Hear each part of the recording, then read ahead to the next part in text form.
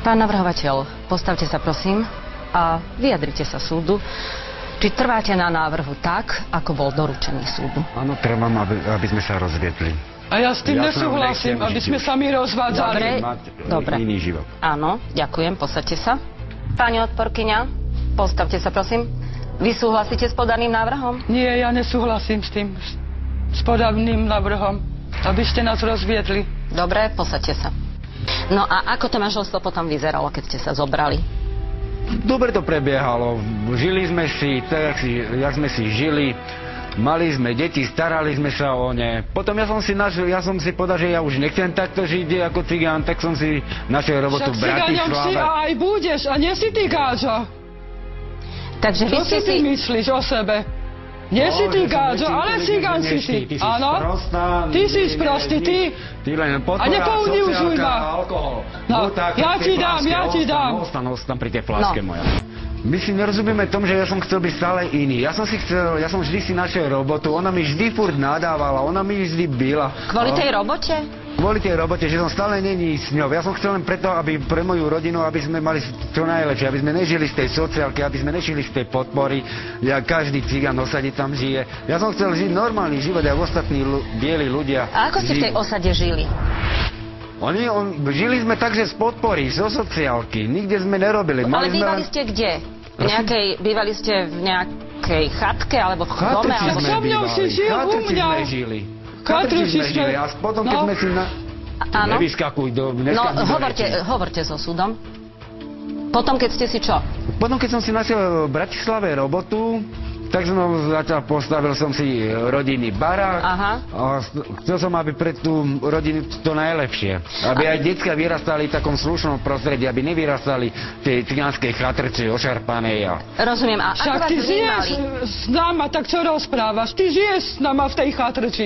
Tak sa nerob. Už nežijem, už 6 rokov žijem v Bratislave, kde robím. Ale nehovor, čo ty tu trepeš, ty somar, jeden somarský. Pán navrhovateľ, ako vás vnímali v tej osade ostatní spoluobčania? Ja som pre nich bol ako černá ovca, už len kvôli tomu, že som mal rodinný barak, ale už aj kvôli tomu, že som mal bielu priateľku a žil som s ňou v Bratislave a mal som robotu. Áno, a doma ste mali ten murovaný dom.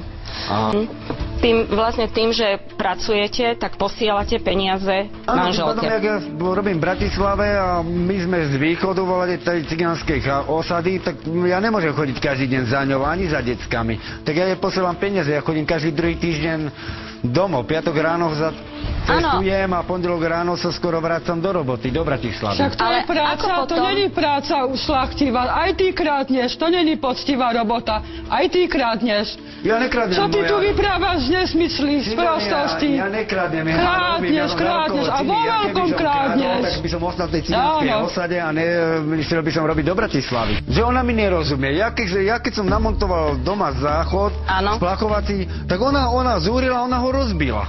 A od nej vyžadujem, aby bolo vždy navarené, aby bolo upratané, aby decka chodili čisté, umyté, aby chodili každý deň do školy. Ja mám navarené, aj upratané, aj navarené. A čo ešte chceš?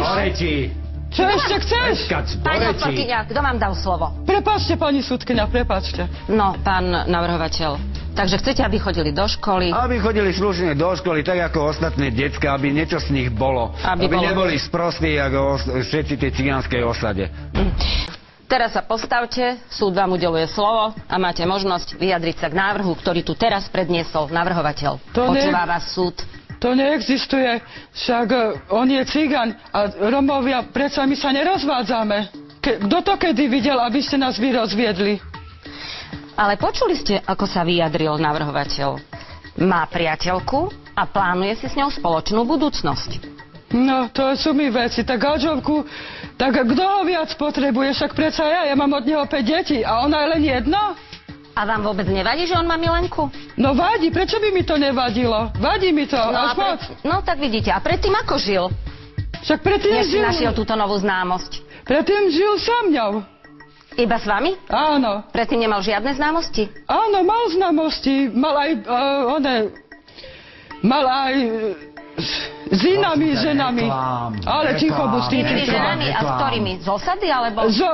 Zo svadby. Na svadbe mal Gabiku Horvátovú. Počkaj, ako my sme sa brali, ešte na svadbe som preťahoval ďalší. Áno, preťahoval si, už, lebo uvidíš. No, vy, pán navrhovateľ, ste teraz dohovorili. Teraz vediem výsluh s odporkyňou. Mal aj s inými ženmi, s Gabikou Horvátovou, s Perelou Lakatošovou a ešte aj s inými mal pomery. No a to vám neprekážalo? Nie, lebo my to Romovia tak nebereme. Aha, tam to... A preto nás chcete rozviesť?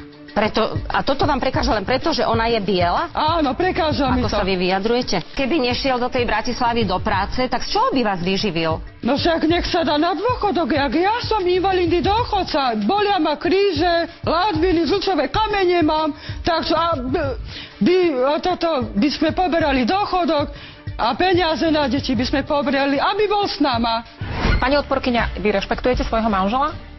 Áno, rešpektujem ho, však je môj manžel. Áno, to znamená, že v prípade, že vám povie, aby ste poslali deti do školy a aby ste zabezpečili, teda aby sa do tej školy aj dostali, že to urobíte? Čo vy rozprávate, pani advokátka, však takej zime deti posielať do školy, však je -20. A ja ich do školy nebudem posielať. Takej zime? No, to je síce dobrý argument, v tejto zime chodia aj ostatné deti do školy a váš manžel si to želal, on zarába peniaze, posiela vám ich a želal si, aby ste vy posielali deti do školy, len vy si to zľahčujete tým, že sa vám nechce ich posielať do školy, nechce sa vám ich vystrojiť do tej školy, tak ich neposielate. Prečo to nerobíte? Lebo ani v osade nechodia deti do školy, a to tak je argument? Ich budem posielať. A to je argument, že v osade nechodia deti do školy. Vy ste od toho rodič. Nechajte ma dohovoriť. Vy ste od toho rodič, aby ste na tie deti dohliadli, aby ste ich vychovávali, aby mali nejakú disciplínu, poriadok, vzdelanie. To je to, čo môj mandant chcel od vás, aby ste to dodržali. Dobre, opýtam sa ďalej. Platíte účty? A na čo budem ja platiť účty? To sú nehorázne ceny. Voda, elektrika, plyn. Takže vy neplatíte účty. Ale platím elektriku aj vodu. Čo by som neplatila? To musím platiť. Však by ma vypli, nie? No ja mám informáciu, že ju neplatíte, že môj mandant vám posiela peniaze. To máte špatné informácie. Pani prokurátorka, špatné. No a zrejme všetky informácie mám špatné. Ja viem, že neposielate deti do školy, viem, že sa o ne nestaráte poriadne, ako sa máte a takisto viem, že neplatíte ani tie účty a tie peniaze neviem naozaj, kde dávate teda, keď vám ich môj mandant posiela z Bratislavy, tam, kde pracuje. Nechápem, čo s tými peniazmi robíte. Každopádne si myslím, že máte absolútne iný pohľad na život, ako má môj mandant a preto sa chce rozviesť a je to logické. Kto by koniec koncov s vami vydržal?